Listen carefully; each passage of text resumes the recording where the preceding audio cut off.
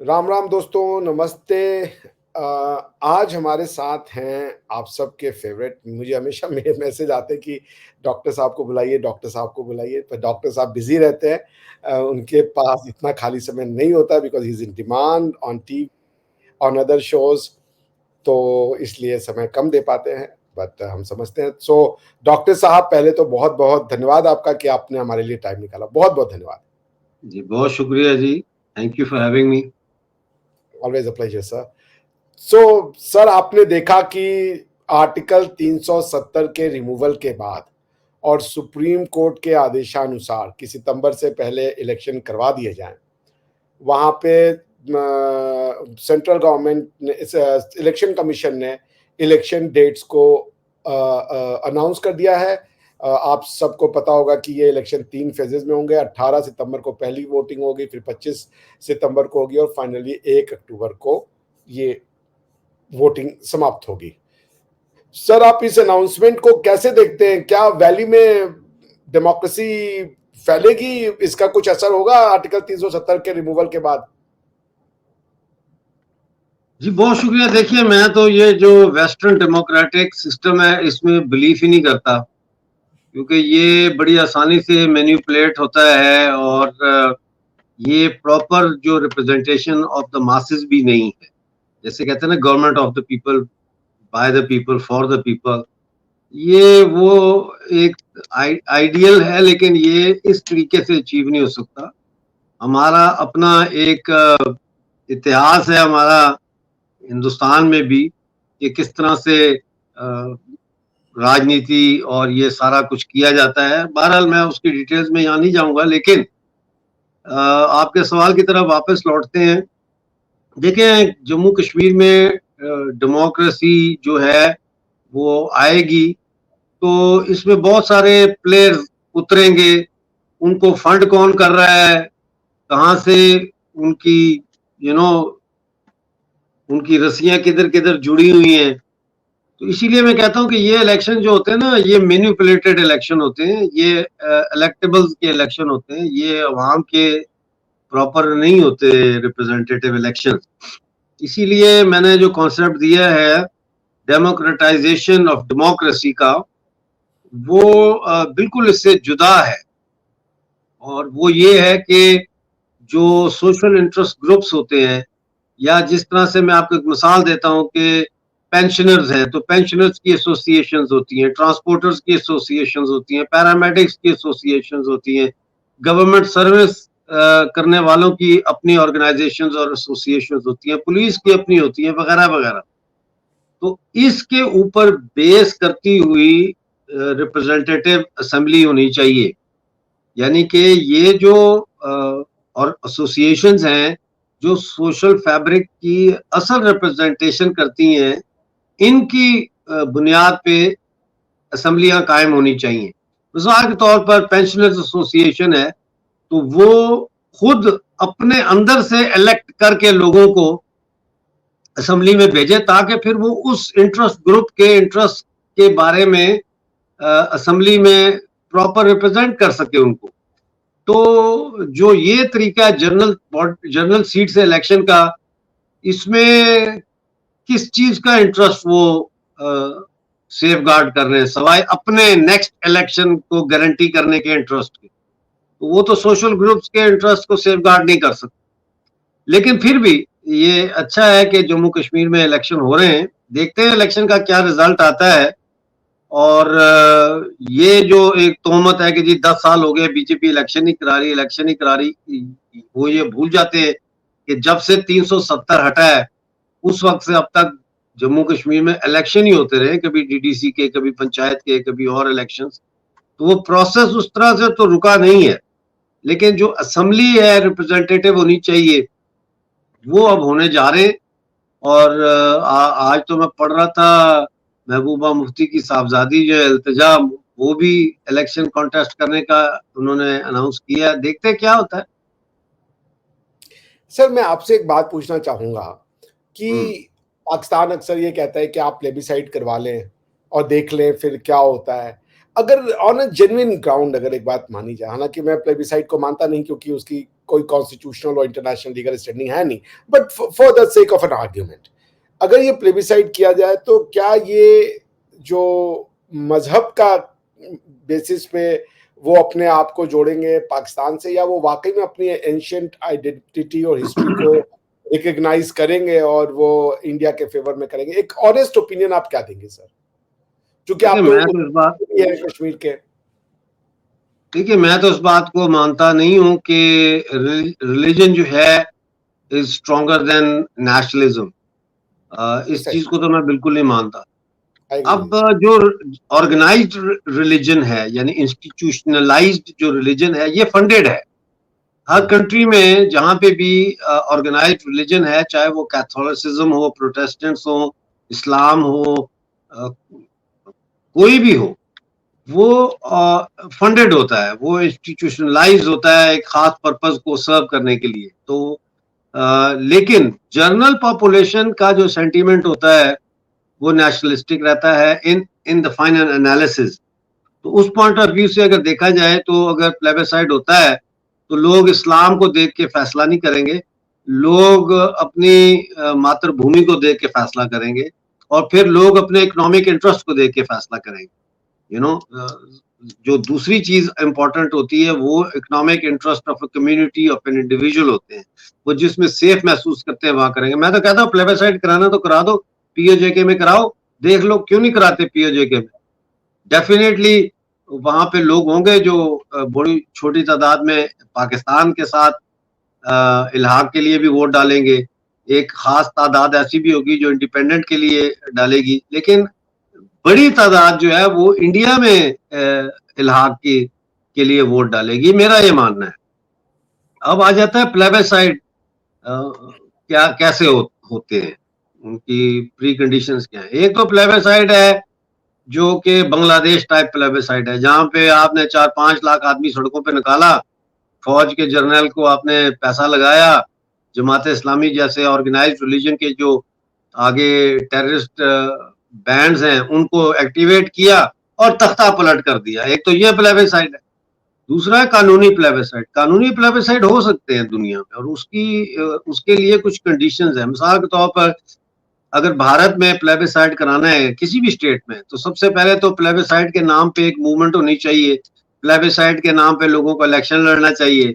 जब वो प्लेबिसाइड के नाम पे इलेक्शन जीते हैं फिर उनकी एक 2/3 मेजोरिटी आनी चाहिए अपनी असेंबली में, और 2/3 ना भी हो, सिंपल मेजोरिटी भी हो, तो फिर उनको एक बिल पेश करना पड़ेगा जो कि मंजूर हो उस असेंबली से, लेजिस्लेटिव असेंबली से, कि हाँ प्लेबिसाइड होना चाहिए। फिर वो रेजोल्यूशन जाएगा लोकसभा में, वहां पे वो डिबेट होगी उस पर, फिर वहां से वो अप्रूव होकर राज्यसभा में जाएगा, फिर वहां से अप्रूव होगा, फिर डेट देगी सरकार कि जी फलां डेट को प्लेबिसाइड होगा। फिर सारे निकलते हैं प्लेबिसाइड की तैयारी करते हैं। कैटलोनिया में भी ऐसे हुआ, स्कॉटलैंड में भी ऐसे हुआ और देशों में भी ऐसे हुआ। वो अलग बात है कि फिर उसके जो नतायज है उनको रियासतें तस्लीम करती हैं या नहीं करती, वो एक सेपरेट इशू आ जाता है। लेकिन प्लेबिसाइड का जो कानूनी तरीका है वो यही है कि आप एक प्लेबिसाइड फ्रंट बनाएं या कैंपेन करें, इलेक्शन लड़ें, असेंबली में आए। अगर आपकी तादाद थोड़ी है और फिर भी आपको जो है वो खारिश हो रही है तो आप रेजोल्यूशन पेश कर सकते हैं, लेकिन वो अप्रूव नहीं होगा, वो पास नहीं होगा जब तक आपकी मेजोरिटी नहीं होगी ना। और फिर वो लोकसभा में जाएगा तो फिर आपको लोकसभा के अंदर भी लॉबिंग करनी पड़ेगी, तो वो एक ये प्रोसेस है। तो मेरा नहीं ख्याल कि प्लेबिसाइड होना चाहिए। प्लेबिसाइड तो मेरा क्वेश्चन ये नहीं था, मैं आपने बहुत अच्छा जवाब दिया। मैं ये जानना चाहूंगा क्या इस्लाम के नाते ये जो है, बिकॉज इंडिया में एक डर तो है सर, हमारा देश तो टूटा है, तो हमारे मन में वो नहीं, हमारा देश इस्लाम की वजह से नहीं टूटा। ये कहना ही बिल्कुल मैं इससे इत्तेफाक नहीं करता। हमारा देश इस्लाम की वजह से नहीं टूटा, इस्लाम तो बहाना था, तोड़ा तो अंग्रेजों ने है। ये तो बहुत पहले से तय हो गया था कि नॉर्थ वेस्टर्न जो एरियाज हैं इंडिया के, इनको जो है इकट्ठा करके तो एक बफर स्टेट बनाई जाएगी। अगर अंग्रेज ने जाना है यहाँ से तो फिर अपने इंटरेस्ट की हिफाजत के लिए वो एक बफर स्टेट बनाएंगे। उसके लिए इस्लामिक कार्ड उन्होंने इस्तेमाल किया क्योंकि ये सारे मुसलमान अक्सरियती आबादी के इलाके थे।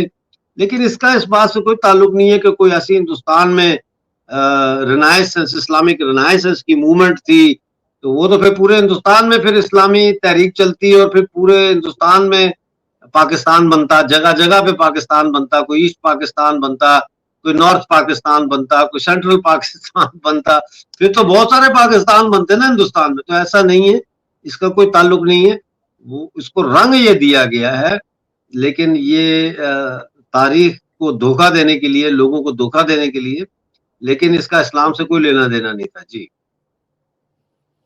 तो आप ये मानते कि ये जो टू नेशन थ्योरी है, दो कौमी नजरिया है, ये इसको लोगों ने खरीदा अगर अंग्रेज इतने सशक्त थे कि वो अपनी कॉन्स्पिरेसी को या अपने एक बफर स्टेट परहैप्स रशिया को रोकने के लिए या जो भी हो वो क्रिएट करना चाहते थे, तो लोग क्या इतने नाइव थे कि वो यूके की नहीं, लोगों ने तो वोट नहीं दिया भाई। एक सेकंड होल्ड करें, मैं आपको इलेक्शन का रिजल्ट दिखाता हूँ। आप देखे ना, चीजें मैंने काफी डिटेल दी है इसकी, और ये मैंने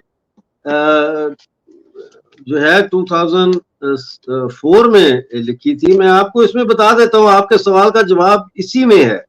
जो लोग ये कहते हैं ना कि क्या लोग इतने नाइव थे, तो देखिए ये बिल्कुल यहाँ पे कोई ऐसी मूवमेंट नहीं थी जिसको हम ये कहें कि ये जो है इस्लामिक मूवमेंट थी। यहाँ पे तो उसका दूर दूर तक नामो निशान नहीं था। मिसाल के तौर पर आप ये देखें कि जो उस वक्त के जो सूबे थे, प्रोविंसेस थे, मुंबई में 1937 में जो इलेक्शन होते हैं, 1937 में जो इलेक्शन होते हैं, उसमें मुंबई की 175 सीट्स थी, कांग्रेस ने 159 जीती, मुस्लिम लीग ने 11 जीती। कहा? मुंबई में 11 सीटें। अच्छा, सेंट्रल प्रोविंसेस जो थे, सीपी और बिहार को मिला के, यहां तो मुस्लिम अक्सरियत थी, मतलब काफी तादाद में मुसलमान थे, लेकिन यहां की भी मुस्लिम लीग ने यहां से एक भी सीट नहीं जीती। ठीक है। अच्छा, नॉर्थ वेस्टर्न फ्रंटियर प्रोविंस जो बाद में सूबा सरहद बना और अब केपीके जिसको बोलते हैं, यहां 50 सीटें थी, 19 जो है वो कांग्रेस ने जीती, मुस्लिम लीग ने एक सीट भी नहीं जीती। लेकिन पाकिस्तान बना वहां, एक सीट भी नहीं जीती मुस्लिम लीग ने। सूबा सिंध में मुस्लिम लीग ने एक सीट भी नहीं जीती। पंजाब में जो है वो एक सीट जीती मुस्लिम लीग ने पंजाब में, और बंगाल में 250 नशिस्तों में से सिर्फ 40 सीटें मुस्लिम लीग ने जीती। तो आप कैसे कह सकते हैं कि यहाँ के अवाम जो है उन्होंने पाकिस्तान बनाया? हुआ ये कि मोहम्मद अली जिन्ना ने आके यहाँ की जो यूनियनिस्ट पार्टी थी, या जैसे सिंध में जो रूलिंग पार्टी थी, इन लोगों के साथ आके सौदेबाजी की कि हम तुम्हें ये देंगे, तुम ये देंगे, ऐसे देंगे, तुम ही रूलर रहोगे, और तुम्हें हिंदुओं के जो कर्जे लिए हुए कोई कर्जा शर्जा देना नहीं पड़ेगा, और वगैरह वगैरह, और ये सारी जमीनें जो रहन पड़ी हुई हैं तुम्हारी, ये भी हासिल हो जाएंगी। मतलब है ये तो इस तरह से पाकिस्तान को जोड़ जोड़ के बनाया। और फिर बलूचिस्तान का तो ताल्लुक ही नहीं है पाकिस्तान से, वहां तो मुस्लिम लीग का कोई वजूद ही नहीं था, तो बलूचिस्तान कैसे आ गया पाकिस्तान में? 27 तारीख को मार्च की 1948 में हमला किया। तो जम्मू कश्मीर का जो हिस्सा पाकिस्तान के पास है, ये कैसे आ गया? ये 22 अक्टूबर 1947 को हमला किया। तो ये सारा अंग्रेजों ने किया है और यूज किया मुस्लिम लीग को as a Islamic political party, और आइडियोलॉजी मुसलमान मुसलमान, इस्लाम इस्लाम। लेकिन अगर आप थोड़ा सा खोजें, स्किन से नीचे जाएं, तो फौरन आपको पता लग जाता है कि इसका तो कोई लेना देना ही नहीं है इस्लाम से। इस्लाम देखो ना, हिंदुओं को, काफरों की पार्टी को 50-50, 60-60 सीटें दे रहे हैं मुसलमान, तो फिर इस्लामी कैसे हो गया? ये झूठ है सब। सेपरेट इलेक्टोरेट था। अच्छा सर, ये बताएं कि मैं आपकी थ्योरी को अगर मानूं तो आप कैसे एक्सप्लेन करेंगे जब फर्स्ट वर्ल्ड वॉर हुआ तो इंडिया में आंदोलन चला, खिलाफत आंदोलन, जो बेसिकली खलीफत आंदोलन है कि ऑटोमन एम्पायर को ब्रिटेन जो है वो डिसमेंटल नहीं करेगा या उसके अगेंस्ट कोई एक्शन नहीं लेगा। उसके बदले में जो इंडियन मुस्लिम है वो अपनी लॉयल्टी उनके साथ रखेंगे। मुस्लिम लीग का जो इवन गठन हुआ, आप उसके अगर ऑब्जेक्टिव क्लॉज को पढ़े या उसका जो कॉन्स्टिट्यूटिव क्लॉज है उसमें वो लिखते हैं कि we are going to be loyal to the Raj और टू द क्राउन। तो क्या आपको लगता है कि ये शुरुआत 19वीं शताब्दी से ही 20वीं शताब्दी के शुरू में ही शुरू कर दी गई थी? क्या ये इतना फोरसाइटेड थे ब्रिटिशर्स कि वो चाहते थे कि भाई जानते थे कि ये इंडिया टूटेगा और हम इसको तोड़ेंगे और उसमें इस्लाम एक रोल प्ले करेगा? और अगर ऐसा था तो कब से शुरुआत की उन्होंने? नहीं, ये ऐसा ऐसा नहीं है कि वो शुरू से था, ये तो इवॉल्व हुआ ना आहिस्ता आहिस्ता, how to manage India, what to do, तो वो मैनेज हुआ। जहां तक खिलाफत का ताल्लुक है, मुसलमानों ने उस तरह से खिलाफत मूवमेंट की कोई सपोर्ट वगैरह जो है वो नहीं की। वो तो जैसा मैंने कहा, इंस्टीट्यूशनलाइज्ड जो रिलीजन है के ऑर्गन्स हैं, मसाजिद हैं, उनके रिलीजियस स्कॉलर्स जो लीडर्स थे उन्होंने की। और फिर सबसे ज्यादा नुकसान जो पहुंचाया इस कम्युनल पॉलिटिक्स को मतलब है कि हवाले से, वो तो गांधी जी ने पहुंचाया खिलाफत की तहरीक की हिमायत करके। वो तो मुसलमान नहीं थे। तो ये पॉलिटिकल वेस्टेड इंटरेस्ट थे अंग्रेजों के, और अंग्रेजों ने सिर्फ मुसलमान नहीं पाल रखे थे, हिंदू भी पाल रखे थे उन्होंने अपने मफाद को आगे बढ़ाने के लिए। इसमें कोई शक नहीं है, बिल्कुल सही ठीक है बात ना? तो इसलिए अब ये जो आप बात कर रहे हैं, देखिए मुसलमानों और हिंदुओं में तो हमेशा से एक रही है, टेंशन भी रही है, सारा कुछ रहा है। लेकिन उस टेंशन को फिर मैं वही लफ्ज इस्तेमाल करूंगा, इंस्टीट्यूशनलाइज किसने किया? मॉरलेमेंटो रिफॉर्म्स के जरिए अंग्रेजों ने किया, सेपरेट इलेक्टोरेट के जरिए। फिर कानून बनाया मुसलमानों के लिए अलहदा, हिंदुओं के लिए अलहदा। तो वो मुसलमानों ने डिवाइड एंड रूल का लफ्ज ये कहां से निकलता है? यहीं से निकलता है ना कि हिंदुस्तान को। और फिर शोलापुर की जब बगावत हुई, तो शोलापुर की गालबन 1946 में, तो शोलापुर की बगावत इस बात को रिप्रेजेंट करती थी कि अंग्रेजों के खिलाफ जंग आजादी जो है वो मुसलमान, हिंदू, सिख, ईसाई सब मिलकर लड़ रहे थे, सब मिलकर लड़ रहे थे, क्योंकि nationalism is stronger than religious sentiment. तो वो अंग्रेजों ने हिंदुस्तान में जो पॉलिसी अपनाई है, वो हर जगह उन्होंने जहां पे मुसलमान है वहां जाके अपनाई है, समझे ना? तो ये इसका खुलासा है। मजे की बात मैं आपको बताऊं सर, कि जब ब्रिटिशर्स आए इंडिया में और उनको ये डिसाइड करना था कि कौन सा लॉ किस पे लगाएं, तो क्या, अच्छा वो डाइग्रेशन हो जाएगा, हम इस पे आज बात करते हैं, उस पर फिर कभी बात करेंगे। आपसे मैं ये भी जानना चाहूंगा सर, तो आप ये कह रहे हैं कि इंडिया में जो एक फियर ऑफ इस्लाम है और जो रियल है कि Islam can be one more reason which might cause disintegration of India, ठीक है ना? क्योंकि नेवर नेवर नेवर, मर जाएंगे, कट जाएंगे, नहीं हो, नहीं हो सकता है एक और पाकिस्तान नहीं निकल सकता हिंदुस्तान में से। मैं जो बात कह रहा हूं ना, उस पे आपके दर्शकों को मैं कहूंगा जरा गौर करें।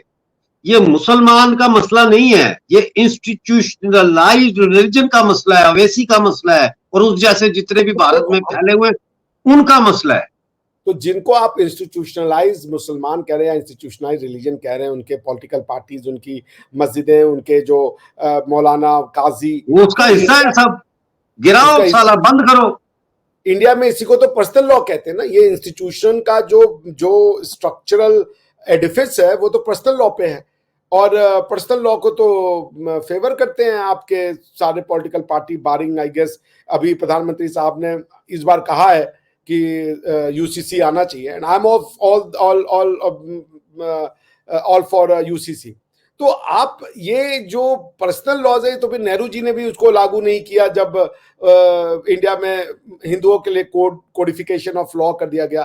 तो आपको क्या लगता है कि ये जो फियर है हिंदुओं के मन में या दूसरी कम्युनिटी, हम लंदन में देख रहे हैं, लंदन जल रहा है और जगह पे ये जो सेपरेटिस्ट मूवमेंट्स हैं, तो इसको आप कैसे एक्सप्लेन करेंगे कि जो जहां मुसलमान है वो एक सेपरेटिज्म चाहते हैं, वो sharia law for UK, sharia for India, sharia for ये, तो इसको कैसे एक्सप्लेन करेंगे? आप कह रहे हैं कि ये कोई कॉज ऑफ कंसर्न नहीं है। जैसे मैं आपको एक लास्ट बस बोल के चुप हो जाता हूँ सर, बंगाल के जो वो हैं बहुत बड़े मिनिस्टर हैं फिराद हाकिम, तो तो उनके पास डॉन का एक कॉरेस्पॉन्डेंट आया, पाकिस्तानी डॉन का, तो उन्होंने कहा कि आइए हम आपको वो ले चलते हैं कलकत्ता के मिनी पाकिस्तान में। सो ये आप कैसे एक्सप्लेन करेंगे अगर मैं मान लूं कि ये मेरा जो थ्रेट है वो परसेप्शनल है, वो it's not founded on the real events और रियल थ्रेट्स, तो इस परसेप्शन को आप कैसे करेंगे? ये जो इस्लामिक सेपरेटिज्म है, क्या ये एक महज लोगों का फितूर है? देखिए, मैं फिर यही बात कहूंगा कि institutionalized religion is a threat to India, not Muslim. Institutionalized Islam. उसमें मस्जिद आ जाती है, मदरसा आ जाता है, रिलीजियस स्लैश पॉलिटिकल डेमागॉग्स आ जाते हैं, ये है। आप तो मासिस की साइकोलॉजी को मुझसे बेहतर समझते हैं। मासिस को तो जिधर मर्जी नारे लगा लगा के आप हाँक दे, वो चल पड़ेंगे। आप देखें ना, ये जो कांग्रेस है, ये क्या करती रही आज तक? एक मुद्दा उठाया, इतना ढोल पीटा कि लोगों के कानों में सच की आवाज दाखिल ही नहीं होने दी, क्योंकि ढोल का शोर इतना था, और फिर लोग ढोल की ताप पे डांस करते हुए उसी तरफ चले गए। 47 में भी यही हुआ, अभी भी यही हो रहा है। तो हमें ये एक तो मदरसे तो टोटली बंद होने चाहिए, इसमें तो कुछ दो राय है ही नहीं। मदरसा को बिल्कुल बंद होना चाहिए। और दूसरा ये है कि मसाजिद का भी एक तरीकाकार होना चाहिए, और वो क्या है, उस पर सोचा जाना चाहिए कि हर 5 मील का रेडियस जो है उसमें सिर्फ एक मस्जिद हो। कम से कम ये तो करो ना, एक मोहल्ले में 3-3 मस्जिदें हैं। पर उनकी तो डिमांड ये होती है कि भाई कांग्रेगेशन करना है, और मस्जिदें अगर नहीं होंगी तो हम कैसे नमाज पढ़ेंगे? तो इसको कैसे आप कांग्रेगेशन हॉल्स बना दो भाई, कांग्रेगेशन हॉल्स बना दो। ये क्या रॉकेट साइंस है? आप इलाकों में नेबरहुड्स में कांग्रेगेशन हॉल्स बना दें और वहां पे हिंदू भी जा कांग्रेगेशन कर सकता है, जुमे की नमाज के लिए मुसलमान जा सकता है। आप क्यों ऐसे कर रहे हो? बांट क्यों रहे हो? आप देश को क्यों बांट रहे हो आप? क्योंकि मुस्लिम्स इसको एक्सेप्ट नहीं करेंगे, जहां तक हमारी अंडरस्टैंडिंग है। क्यों नहीं करेंगे? क्यों नहीं करेंगे? आप ये कह रहे हैं कि एक पब्लिक हॉल हो जिसको कि नमाज के लिए भी उपयोग किया जाए, और फिर नॉन नमाज वहां पे शादियां भी हो रही हो वहां पे। नहीं, शादियां ना करें ना, शादियां ना करें। तो आप ऐसा कांग्रेगेशनल हॉल जिसमें कि लोग नमाज पढ़ते हैं, उसमें बाकी और क्या एक्टिविटी हो सकती है? Sir, it's hard to imagine. उसमें सिख जो है वो सिख भी अपना रिलीजियस कर सकते हैं कुछ, और हिंदू भी कर सकते हैं, क्रिश्चियन अपनी संडे को मास कर सकते हैं। This is something interesting. आप समझ रहे हैं कि आप ये सजेस्ट करें जहां पे मुसलमान नमाज पढ़ रहा हो वहां पे मंदिर की घंटी भी बज रही हो, सुबह और शाम को मुसलमान नमाज पढ़ रहा हो। Do you think this is going to be acceptable to Muslims? I think this is little far-fetched for them. हल तो इसका यही है। देखो, मेरी बात सुनो, जब डॉक्टर ऑपरेशन करता है ना, तो दर्द होती है मरीज को। वो एनेस्थीसिया जब खत्म होता है तो दर्द तो होता है, लेकिन ऑपरेशन तो करना पड़ेगा। देश चाहिए या आपको ये अपीजमेंट करनी है लोगों को? मैं आपसे सहमत हूं। मैं ये there is no compromise on this, no compromise. मैं चाइना में रहा 6 साल, 6 साल में चाइना में रहा। मैंने MBBS वहां से किया। कोई मस्जिद नहीं थी, कोई चर्च नहीं था, कुछ नहीं था। लेकिन 1949 से पहले वहां मस्जिदें भी थी, चर्च भी थे, सारा कुछ था। उन्होंने बैयत कंबल जुम्बश कलम बंद कर दिया सारा कुछ। तो कोई ऐसी जगह प्रॉपर्टी नहीं होगी, या कोई ऐसा घर, या मतलब है कोई बिल्डिंग नहीं होगी जो डेजिग्नेटेड हो किसी रिलीजियस पर्पस के लिए। खत्म कर दिया। फिर रूस में गया, रूस भी गया, सोवियत यूनियन था जब, वहां पे भी यही। जैसे ही आपने मजहब को घुसाया तो रशियन ऑर्थोडॉक्स भी आ गए, मैदान में आए, और उधर से चाइना में फालुन गोंग भी बन गया, और मुसलमानों की मस्जिदें भी खुल गई, सारा कुछ हो गया। तो तबाही आई ना। तो आप फैसला करें ना फिर। सर, मैं ये कहूंगा, मुझे आपकी एक बात, मैं भी इससे थोड़ा सहमत हूं। मुझे लगता है ये जो फ्रीडम ऑफ रिलीजन का चूरन है ना वेस्ट का, क्योंकि भाई इंडिया में तो किसी रिलीजन को मानने से वो मना ही नहीं है, बट वो फ्रीडम ऑफ रिलीजन के नाम पे ये जो पॉलिटिकल स्ट्रक्चर भेजते हैं उसको लोग कई बार समझ नहीं पाते, क्योंकि गॉड के साथ जब लॉ आ जाते हैं ना तो दिक्कत हो जाता है, क्योंकि गॉड तो कोई भी मानो इंडिया में तो किसी को प्रॉब्लम ही नहीं है। तो मेरे ख्याल से ये फ्रीडम ऑफ रिलीजन जो है ना, ये एक अरबिक एंड वेस्टर्न दोनों, अगर आप क्रिश्चियन हैं तो फिर वेस्टर्न सिविलाइजेशन को बढ़ाने का तरीका है, और अगर आप अरब मुसलमान है तो अरबिक सिविलाइजेशन को एक्सटेंड करने का तरीका है। फ्रीडम ऑफ रिलीजन जो है, मुझे कोई बहुत ज्यादा उसमें रुचि नहीं है, बिकॉज कि किस रिलीजन को आपको लॉ से सेपरेट किए बिना आप कैसे फ्रीडम ऑफ रिलीजन दे दोगे, मुझे समझ में नहीं आता। अच्छा सर, ये बात मुझे समझाइए कि जम्मू एंड कश्मीर में जो इलेक्शन हो रहा है, तो जो यंगर जनरेशन है इंडिया वाले जम्मू एंड कश्मीर की, क्योंकि वो तो अपने आप को इन रिलेटिव कॉन्सेप्ट ऑफ हिंदुइज्म देखती है, तो जब वो देख रही है कि यहाँ का जो नेशनलिज्म है, या जिसको मैं कहता हूँ कि पेट्रियोटिज्म है, कॉमनवेल्थ ऑफ इंडिया अपने आप को असर्ट कर रहा है, तो क्या वो ऐसे में अपनी इस्लामिक आइडेंटिटी की ओर ज्यादा अट्रैक्ट नहीं होंगे एज अ रिएक्शन? हमेशा याद रखें, nationalist feelings are stronger than religious feelings. आज पश्तून जो पाकिस्तान का मुसलमान है, वो पंजाबी मुसलमान के खिलाफ बंदूक उठा के लड़ रहा है, नहीं लड़ रहा? बांग्लादेश जब बना था तो लड़े थे ना पाकिस्तान की फौज से, ये लोग मारा काटा पीटी की थी ना भाई। आपका एक ही तोड़ है, इस्लाम का एक ही तोड़ है हिंदुस्तान में, और वो है नेशनलिज्म।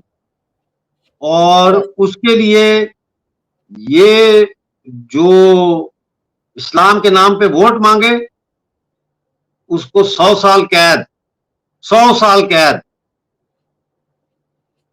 इसी तरह से जो पाकिस्तान है, जब तक ये कायम है और जब तक यहाँ कोई बहुत बड़ी तब्दीली नहीं आती और कोई बहुत बड़ा रिवर्सल नहीं होता, जम्मू कश्मीर में ये काम चलता रहेगा, ये रुकने वाला नहीं है। अभी फिर एक उन्होंने CRPF का जवान शहीद कर दिया वहां, ये रुकने वाला नहीं है जी। तो वही तो पूछ रहे सर, कैसे फिर ये फीलिंग कैसे जाएगी? आप कह रहे हैं कि राष्ट्रवाद भाई इंस्टीट्यूशन खत्म करें ना, आप क्यों नहीं बात को समझ रहे? आप मिक्स कर रहे हैं दो चीजों को सर। डेमोक्रेटिक कंट्री में कैसे कम करेंगे बताएं जी। डेमोक्रेटिक कंट्री में अगर कोई पॉलिटिकल पार्टी रिलीजन तो पहले फिर ये सवाल होना चाहिए ना कि ये डेमोक्रेसी चाहिए या नहीं चाहिए, या कोई और सिस्टम लाया जाए। Fair point, fair point, fair point. ये तो फेल है। सो आई एग्री, जो आप कह रहे हैं मैं उससे सहमत हूं कि democracy as a tool use हो रही है अनडेमोक्रेटिक काम करने के लिए। डेमोक्रेसी, जो ये सो कॉल्ड डेमोक्रेसी है, ये एंटी इंडिया पॉलिटिकल सेटअप है, एंटी इंडिया है ये। मैं आपसे कंटेंट वाइज सहमत हूं, कुछ विद सर्टेन ऑब्जर्वेशन, बट मैं सहमत हूं जो आप कह रहे हैं, मैं आउट एंड आउट सहमत हूं उससे। अच्छा सर, लास्ट क्वेश्चन ले लेते हैं। जी जी, बड़ी इंटरेस्टिंग बात रही, आज मजा आ गया।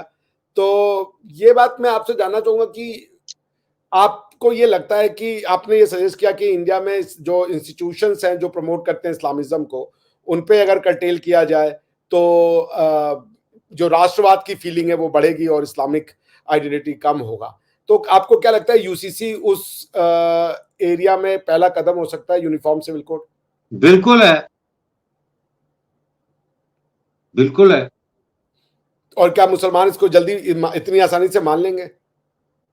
फिर वही आ जाती है बात, मुसलमान या रिलीजियस इंस्टीट्यूशंस, इनको अलग करो ना, इनको अलग करें।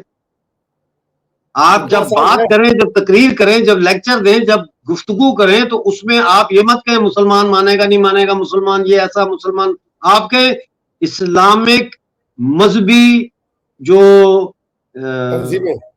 तंजीमें और ऑर्गेनाइज्ड रिलीजन जो सिर्फ प्रॉफिट के लिए लोगों को बेवकूफ बनाता है, जैसे वक्फ में इन्होंने किया हुआ है, समझ आई ना? आप उसको टारगेट करें। जब भी टारगेट करें, आप इंस्टीट्यूशनलाइज्ड रिलीजन को टारगेट करें, क्योंकि उस इंस्टीट्यूशनलाइज्ड रिलीजन ने खुद उस मुस्लिम आबादी को भी इंस्लेव किया हुआ है।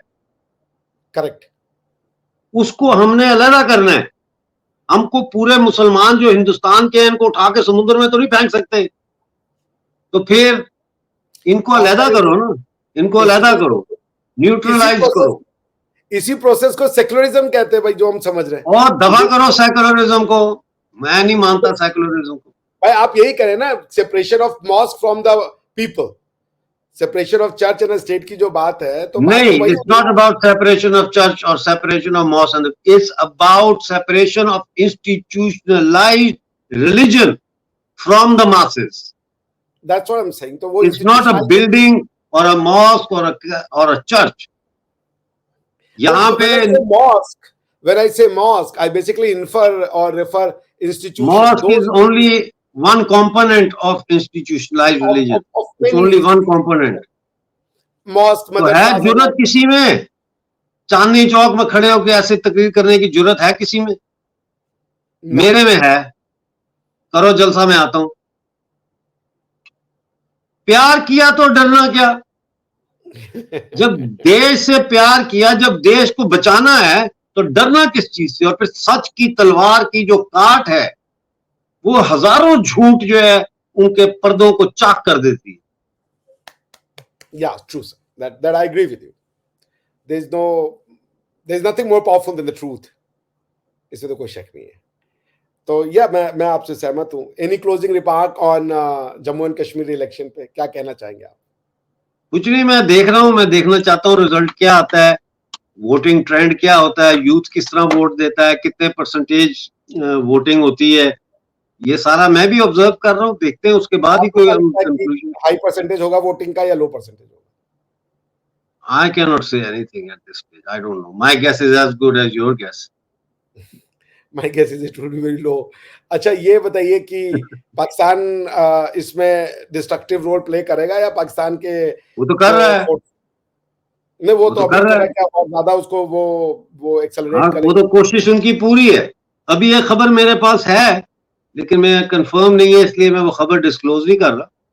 लेकिन एक खबर है मेरे पास, वेट कर रहा हूँ, कंफर्मेशन आ जाए तो फिर मैं इंडियन मीडिया को डिस्क्लोज कर दूंगा। Alright sir, thank you so much sir. आपसे बात करके बहुत कुछ सीखने को मिलता है, और जितनी साहसी रूप से आप ये बातें कहते हैं वो हर किसी के बस का भी बात नहीं है। It's an absolute privilege for me to share this platform, और ऑल्सो कि आपने मेरे लिए अपना बहुमूल्य समय निकाला, इसके लिए मैं बहुत बहुत धन्यवाद है सर आपका। राम राम। थैंक यू जी। जय हिंद, जय श्री राम। जय श्री राम।